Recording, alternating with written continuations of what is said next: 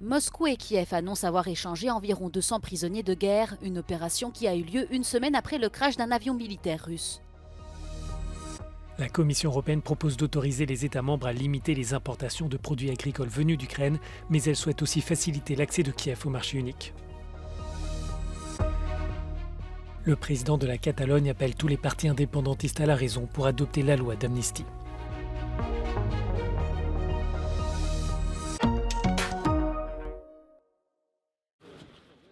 L'échange s'est fait sous haute tension.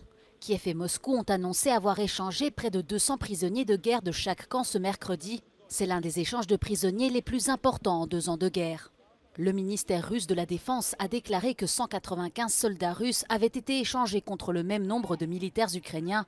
Le président ukrainien s'est lui réjoui du retour de 207 de ses concitoyens et promis dans la foulée de ramener chez eux tous les captifs, combattants ou civils.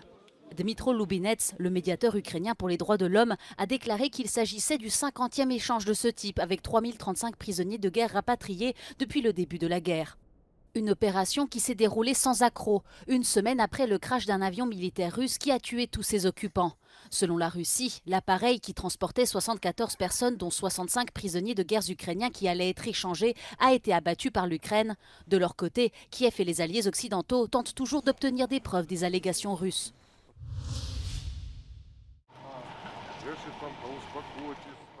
La Russie a mené une nouvelle attaque nocturne contre plusieurs villes de l'est de l'Ukraine avec 20 drones et 3 missiles balistiques. À Kharkiv, régulièrement ciblée depuis le début de la guerre, plusieurs personnes auraient été blessées par une explosion de drones dans un quartier résidentiel. La déflagration a endommagé plusieurs bâtiments et laissé un profond cratère sur l'une des routes principales de la ville. Она штурка спасла еще более-менее. Она, видно, стекло, и она вывалилась, мы уже выскочили. Отсюда, видишь, вот тут все завалено. А так бы нас покосило бы полностью. Как-то он всегда слышал, когда летит ракета, а этот раз я не слышал.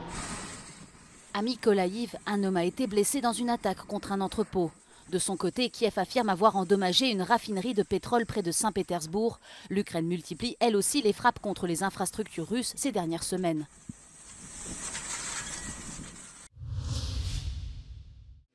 Seul opposant à Vladimir Poutine dans la course à l'élection présidentielle russe, Boris Nadezhdin a réuni les 100 000 signatures d'électeurs le soutenant, condition obligatoire pour valider sa candidature, qui avait suscité un engouement auprès des partisans de la paix en Ukraine. Ce mercredi, il s'est rendu à la commission électorale pour déposer les signatures. Interrogé par la presse, le candidat en a profité pour tacler le président américain. Что я точно могу сказать, я не собираюсь править Россией 25 лет. Через 25 лет мне будет 85 лет, и глядя на Байдена, мне кажется, что это плохая идея. La candidature de Boris Nadezhdin avait créé la surprise dans le pays. Des milliers de Russes se sont mobilisés pour lui permettre de collecter les signatures. S'il est élu, il promet de mettre fin à la guerre et de libérer les prisonniers politiques. Mais de son propre aveu, Vladimir Poutine ne le considère pas comme une menace. Le premier tour de l'élection présidentielle aura lieu du 15 au 17 mars prochain. Alors que les agriculteurs européens expriment leur colère, la Commission européenne a proposé mercredi des mesures pour pouvoir limiter, si nécessaire, les importations agricoles ukrainiennes.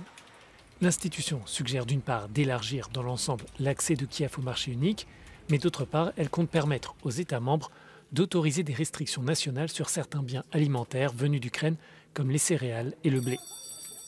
Certains pays comme la Pologne, la Hongrie et la Slovaquie ont déjà imposé l'année dernière des restrictions présentées à l'époque comme illégales par la Commission. This is a continuous full backing of Ukraine whilst they are fighting a war, fighting the Russian invader, but at the same time in a way that introduces into the proposal safeguards that are grounded in concerns that are justified and documented.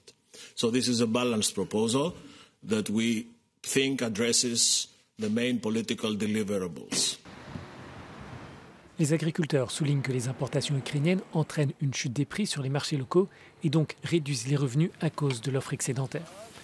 La Commission propose donc un frein d'urgence pour les produits dits sensibles comme les œufs, le sucre et la volaille. Les droits de douane d'avant-guerre pourront être réintroduits si les volumes d'importation dépassent le niveau des 2 dernières années. It doesn't make sense if we, with one hand, are not allowing Ukraine to sell its goods, on the other hand, give them 50 billion euros to support the economy. So, in my opinion, Commission should find a way, for example, to buy the grain from Ukrainian farmers and send it to the third countries like Ukraine did beforehand. That would be one possibility. Le gouvernement ukrainien a contesté l'année dernière les décisions unilatérales prises par la Hongrie et la Pologne. La Commission affirme être en contact avec l'Ukraine à propos de ces propositions qui doivent maintenant être adoptées par le Conseil, l'institution qui représente les États membres, et par le Parlement européen.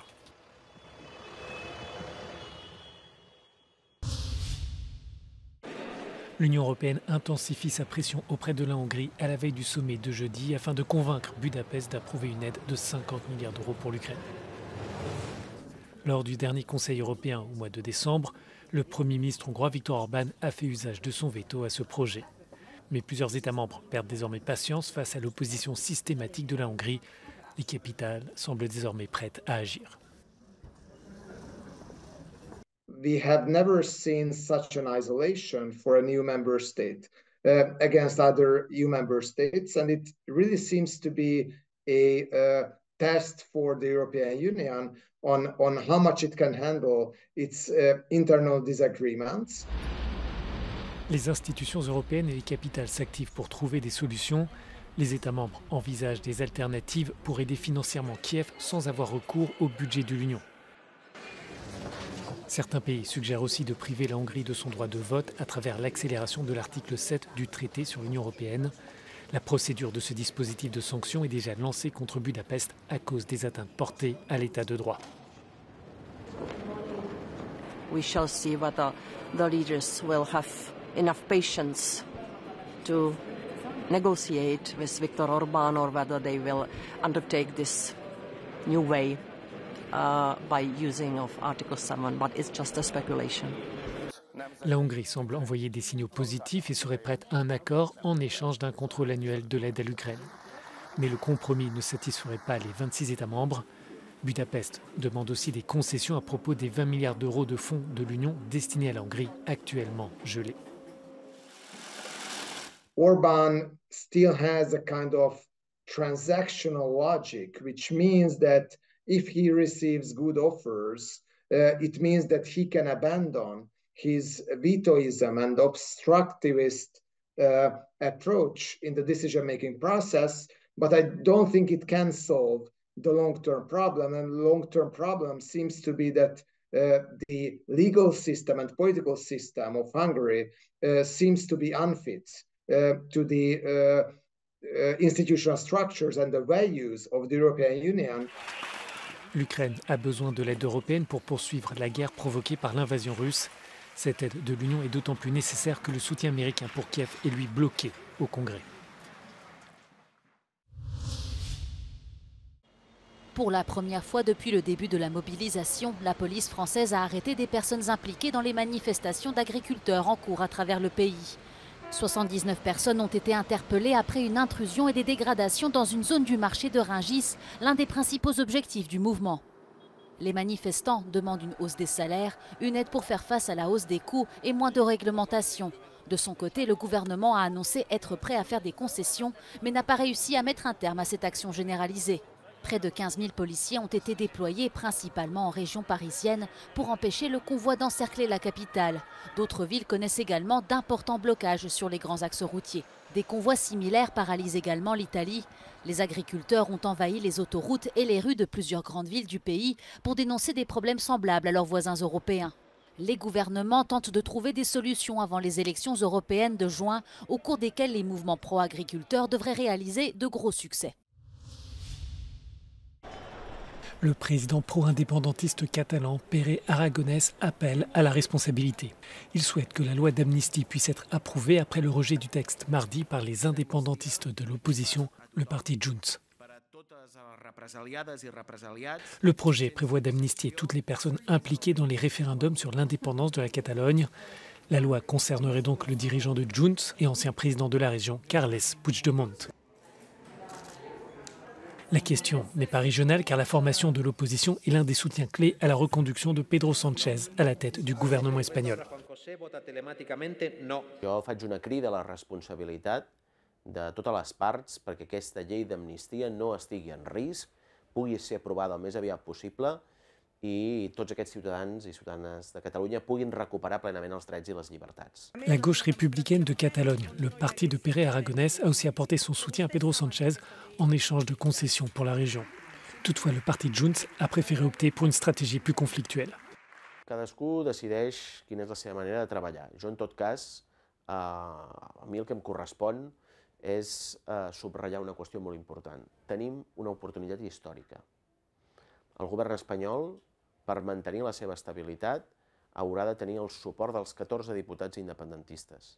I aquesta és una oportunitat històrica per Catalunya que hem d'aprofitar, i hem d'aprofitar per obtenir més competències pel nostre país. Pere Aragonès souhaite obtenir la tenue d'un référendum d'autodétermination, un point déjà discuté avec le Premier ministre espagnol.